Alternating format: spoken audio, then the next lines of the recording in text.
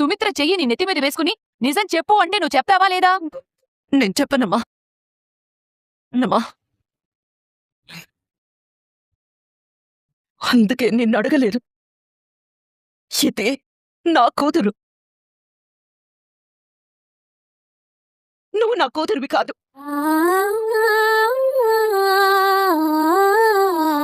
నా కూతురు కాబట్టి తొలి మీద చేయి పెట్టుకోగానే నిజం చెప్పేసింది. నువ్వైతే నేను చచ్చిపోయినా కూడా చెప్పావు కదా.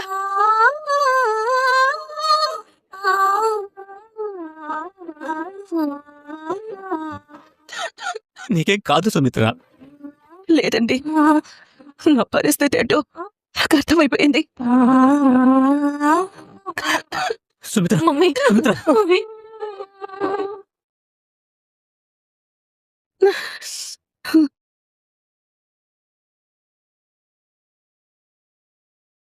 అమ్మా! మమ్మీ! సుమిత్ర, సుమిత్ర! సుమిత్ర,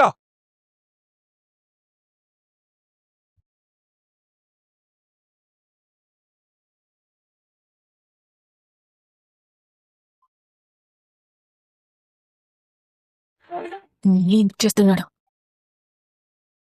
పౌరుషంగా వెళ్ళిపోయావు కదా, మళ్ళీ ఎందుకు ఫోన్ చేస్తున్నావు? నీకు సంబంధించి ఇంట్లో ఏమైనా ఉండిపోయాయా? అవును, అందుకే ఫోన్ చేశాను. బ్యాగ్ రెడీగానే ఉంది, వచ్చి తీసుకెళ్ళు. బ్యాగ్ తో పాటు నువ్వు కూడా రెడీగా ఉన్నా. ఎందుకు? మనం విడిగా ఉందాం. ఇప్పుడు అలాగే కదా ఉన్నాం. మనం వేరే ఇంట్లో ఉందాం. మన ఇద్దరం ఒకే ఇంట్లో ఉండలేం కాసి. నేను ఒక ఇల్లు రెంట్ తీసుకుంటాను. నిన్ను బాగా చూసుకుంటాను. అరే దిల్లు,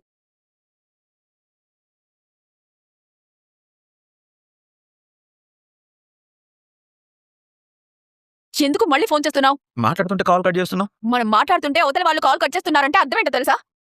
వాళ్ళకి మన మాటలు అవసరం లేదు అని. అది కాదు దిల్లు, జరిగింది మర్చిపో. నేను ఇదే చెప్పాలనుకుంటున్నాను. జరిగింది మర్చిపో, మన పెళ్లితో సహా. చిన్న గొడవను పెద్ద చేయకు స్వప్న. ఇది నీకు చిన్న గొడవ అనిపిస్తే నువ్వు ఏ స్థాయి తప్పులు చేయడానికి సిద్ధపడ్డావో అర్థమవుతుంది. మనం ప్రశాంతంగా బతుకుదాం. నేను ఇప్పుడు ఆ పని చేస్తున్నాను. మనకు ఇల్లు కొంటాను. ఎవరిని మోసం చేసి? మనం బిజినెస్ స్టార్ట్ చేద్దాం. ఈసారి నన్ను జైలుకి పంపిస్తావా? నువ్వెవరో చెప్పిన మాటలకి ఇన్ఫ్లుయెన్స్ అవ్వకు దిల్లు. నువ్వు మాట్లాడుతుంటే అదే అనిపిస్తుంది. మనం ప్రేమించి పెళ్లి చేసుకున్నాం. నా జీవితంలో నేను ఆలోచించకుండా చేసిన అతి పెద్ద తప్పు అదే. నేను ఒకసారి నిన్ను కలవాలి. ఇంటికి రావద్దు. సరే బయటికి రా. నేను రాను. విడిపోవడం అంటే నష్టం ఇద్దరికీ ఉంటుంది. నాకు ఆల్రెడీ జరిగిందిగా. బాధలో తీసుకున్న నిర్ణయాలు సరైనవి కాదు దిల్లు. ఆలోచించే నిర్ణయం తీసుకున్నాను. ఉంటాను. అరే దిలు, ఛే, మరి ఇంత పొగరేంటి? నువ్వెలా రావో నేను చూస్తాను. నువ్వెప్పటికైనా నన్ను వెతుకుంటూ రావాల్సిందే.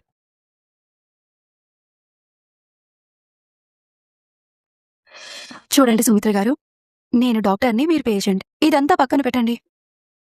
నేను మామూలుగానే మిమ్మల్ని చూడ్డానికి వచ్చాననుకోండి. ప్రాణం పోయేంత వ్యాధి నాలో ఉంటే మీరు మామూలుగానే వచ్చారని నేనెలా అనుకోను. నిజానికి మనిషిని చంపేసేది వ్యాధి కాదండి, భయం. నా దగ్గరికి చాలా మంది పేషెంట్స్ వస్తూ ఉంటారు. మీలాంటి ఎంతో మందిని ట్రీట్ చేశాను. ఓ 2 క్యాన్సర్ పేషెంట్లకి మీరు 6 నెలల కంటే ఎక్కువ బ్రతకరని చెప్పాను. మొదటివాడు 3 నెలలకే చచ్చిపోయాడు.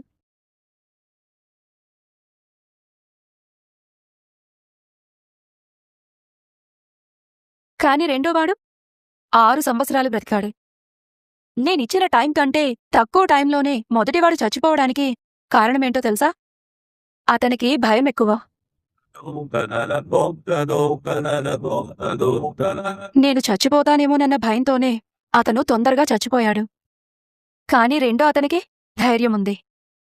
ఏదో రోజు ఎలాగో చచ్చిపోవాలి, ప్రతిరోజు ఎందుకు చస్తూ బ్రతకడమని భయాన్ని వదిలేసి బ్రతకడం మొదలుపెట్టాడు. అతని ధైర్యమే అతన్ని 6 ఏళ్లు బ్రతికించింది. ఇప్పుడు మీరు చేయాల్సింది కూడా అదే సుమిత్ర గారు.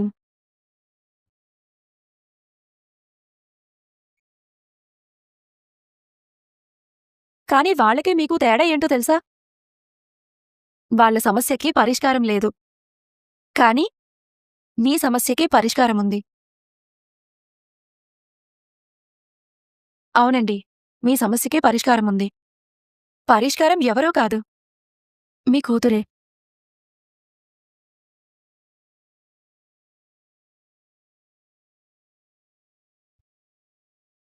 నాకొచ్చిన సమస్యకి నా కూతురు ఎలా పరిష్కారం అవుతుంది డాక్టర్? మీకొచ్చిన వ్యాధిని నయం చేయాలంటే బోన్ మ్యారో ట్రాన్స్ప్లాంటేషన్ చేయాలి. అది మీ బ్లడ్ రిలేటివ్ నుంచే తీసుకోవాలి. మీకున్న ఒకే ఒక్క రక్త సంబంధీకురాలు మీ కన్న కూతురు.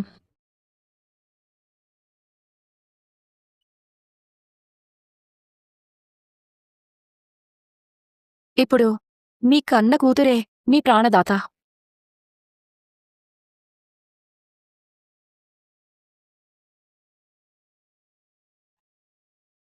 యాక్చువల్గా ఈ రోజు మిమ్మల్ని హాస్పిటల్లో అడ్మిట్ చేయాలి. కానీ ఇంతవరకు ఈ నిజం మీకు చెప్పకపోవడం వల్ల 1 డే డిలే అయింది. అంటే ఈ రోజు నేను హాస్పిటల్లో అడ్మిట్ అవ్వాలా? దానికంటే ముందు మీ అమ్మాయి జోష్నకి కొన్ని మెడికల్ టెస్టులు చేయాలండి.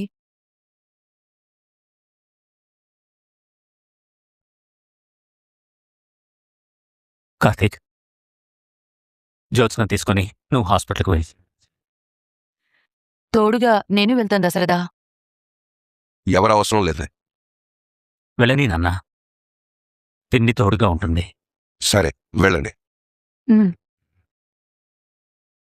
సుమిత్ర గారు, ఇప్పుడు మీ భయం పోయినట్టేగా? నేను వెళ్ళొచ్చు కదా? వెళ్ళండి. మీకో మాట చెప్పనా? మనం 100 ఏళ్లు చల్లగా ఉండాలని కోరుకునే మనుషులు మనతో ఉన్నంత వరకు మనకేం కాదు.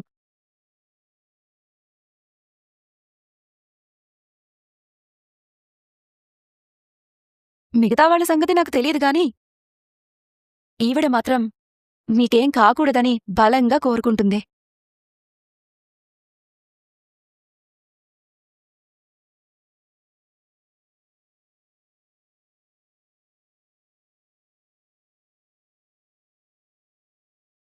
ఎందుకు కోరుకోదు? ఆవిడే కన్న కూతురు కదా. కానీ ఈ విషయం దీపకి తెలీదు.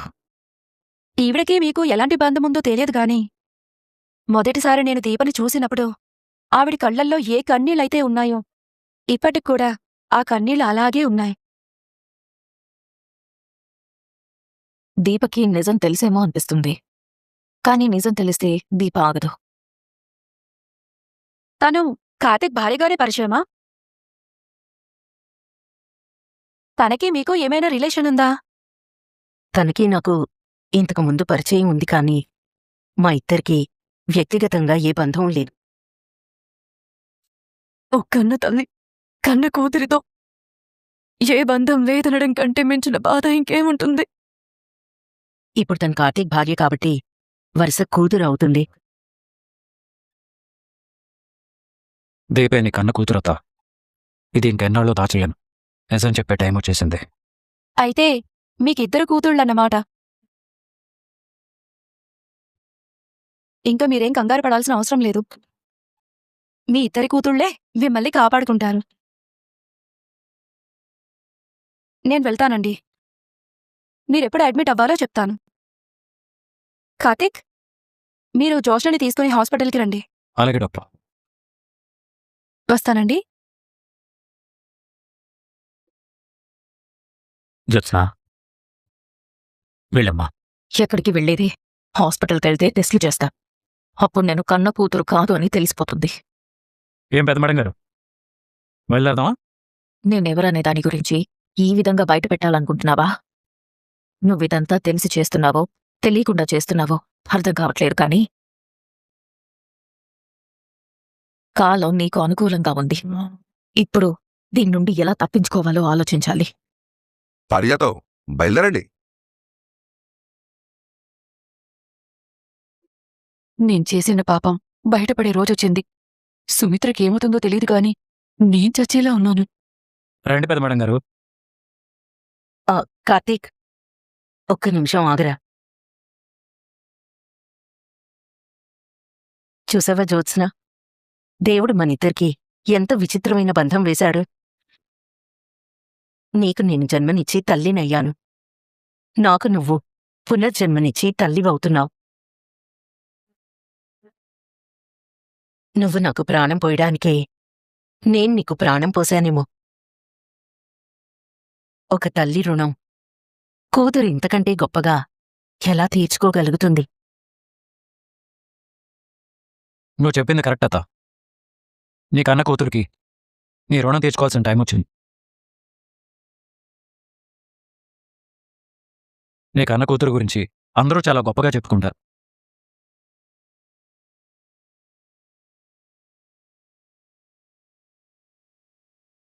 కన్న తల్లి ప్రాణాలు కాపాడింది అని. బావ మాటల్లో నిజముందో వెటకారముందో అర్థం కావట్లేదు. నిజం బయటపడితే అందరూ మా గురించి చాలా బాగా చెప్పుకుంటారు. పెద్దమేడం గారు రండి. ఒక్క నిమిషం బావా, నువ్వు కార్ దగ్గర వెయిట్ చేయి, నేను ఇప్పుడే వస్తాను.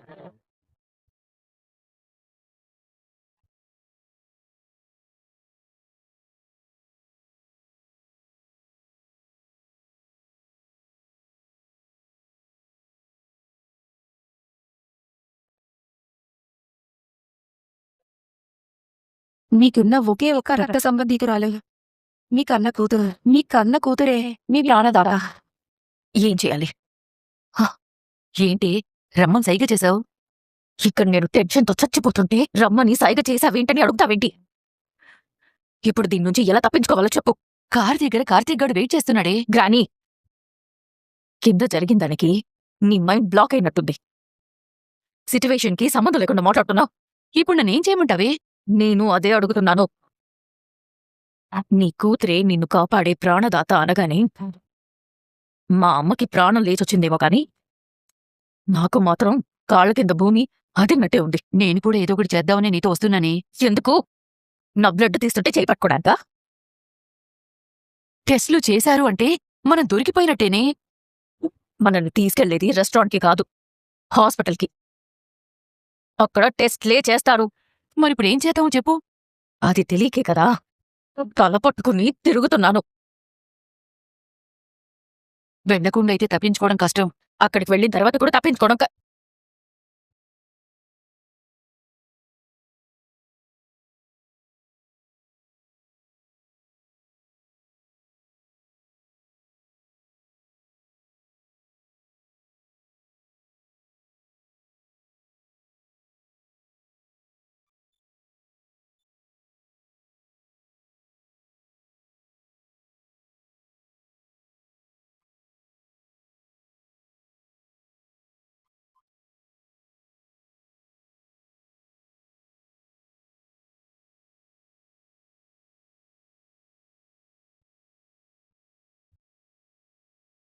కింద నీకోసం మా బావ వెయిట్ చేస్తుంటే మీరిక్కడేం చేస్తున్నారమ్మా?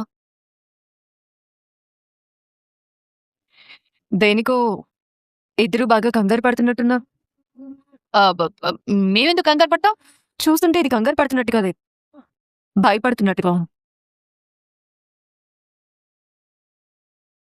మేమెందుకు భయపడతాం? నిజాలు బయటపడతాయా?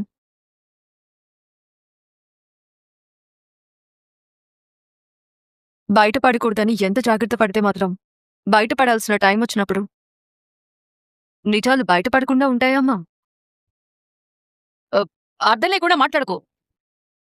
ఏ నిజాలు బయటపడతాయి? మీరేమనుకుంటున్నారు? మేమేమనుకుంటాం? ఏమీ అనుకోకపోతే ఎందుకింత ఇబ్బంది పడుతున్నారు?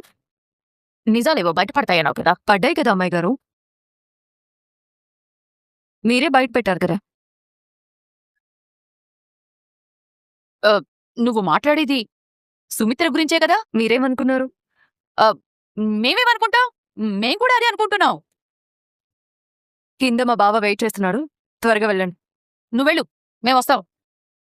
అలాగే.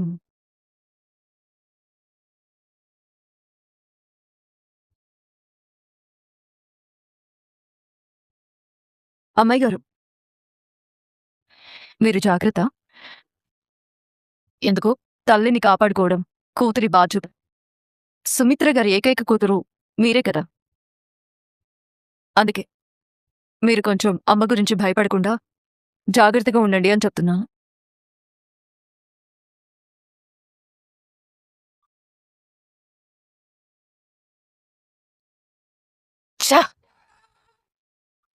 దీని వాలకం చూస్తుంటే నువ్వు కన్న కూతురు కాదు అన్న విషయం తెలిసిపోయినట్టుంది. నాకు అలాగే ఉంది కానీ అది నిజం కాదు. అవునులే, దాని మొహం. దానికి నీ గురించి ఎలా తెలుస్తుంది? ఏదో నోటికొచ్చినట్టు వాగుతోందంతే. ఇప్పుడు మనం ఏం చేద్దాం చెప్పు. వెళ్లకుండా ఆగడం అయితే కష్టం. అక్కడికి వెళ్ళిన తర్వాత ఏదో ఒకటి చేద్దాం. పద. పద. రావే.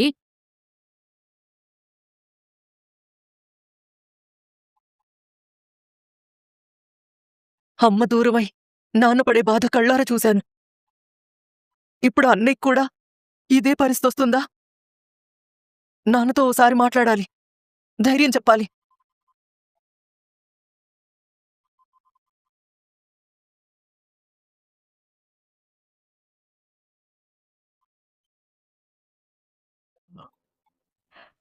కాంచనా, ఎలా ఉన్నావు, ఏం చేస్తున్నావు అని అడగడం కరెక్టో కాదో తెలియడం లేదు నాన్న. నీ తండ్రి బాగానే ఉన్నాడమ్మా. ఇంట్లో కష్టాలు గడ్డాలు వస్తున్నాయి, వెంటాడుతున్నాయి, పాతుకుపోతున్నాయి. పంతులు గారు ఒకసారి చెప్పారమ్మా, ఈ ఇంటి ఆడబడుచు కన్నీళ్లు శాపంగా మారి ఉండొచ్చని. నేను నీ విషయంలో చేసిన పొరపాటు ఇలా వెంటాడుతుందనుకుంటానన్నా. అయ్యో నాన్న, అంత పెద్ద మాటలు మాట్లాడుకు నాన్న. నా అనుకున్న వాళ్ళు ఎప్పుడూ నా దగ్గర ఉండరు, నాకు దూరం అవుతూనే ఉంటారు. ఎప్పుడు నా కోడలు, ఎప్పుడు తన్ని కోడలుగా చూడలేదు. నాకు ఇద్దరు కూతుర్లనే అనుకున్నా. ఇప్పుడు తనకు కష్టం వచ్చింది, అది దాచి పెడతామని చూసినా ఈరోజు తను తెలుసుకుంది. అంటే వదినకి తన ఆరోగ్యం గురించి తెలిసిపోయిందా నాన్న? తెలుసుకుంది కాంచన. నీకు బ్లడ్ క్యాన్సర్. సుమిత్ర తెలివైంది, మొండిది. మేము ఎంత దాచిపెట్టాలని చూసినా నిజం తెలుసుకుంది. మాయదారి రోగం అమ్మని వెంటాడింది. ఊహించని విధంగా మనకి తన్ని దూరం చేసింది. నువ్వు పడ్డ బాధ ఇంకా మా కళ్ళ ముందే కనిపిస్తుంది నాన్న. ఇప్పుడు ఆ పరిస్థితి మీ అన్నయ్యకు వస్తుందని భయంగా ఉంది కాంచన. తను దూరం అయిపోతే అన్నయ్య ఏమైపోతాడోనని ఊహించడానికే భయంగా ఉంది నాన్న. నాన్న, నాకు తెలుసు నీ పరిస్థితి. నువ్వు ఏం చేస్తావో నాకు తెలీదు. వదిన బతకాలి, తన ఆరోగ్యంగా ఉండాలి. ఏం చేసైనా సరే తన్ని కాపాడుకోవాలి నాన్న, కాపాడుకోవాలి. ఉంటాను నాన్న. అలాగేనమ్మా. నాన్న, నువ్వు చిన్న పిల్లాళ్లాగా ప్రతిదానికి ఏడవకు. నువ్వు ధైర్యంగా ఉండాలి, ముందుండి మమ్మల్ని నడిపించాలి. ఏం జరగాలో అది చూడు. అసలు నువ్వు ముందు నీ రూమ్లోంచి బయటికి రా.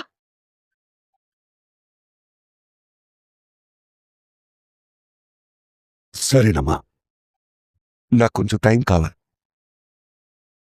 ఉంటానమ్మా. ఆరోగ్యం జాగ్రత్త.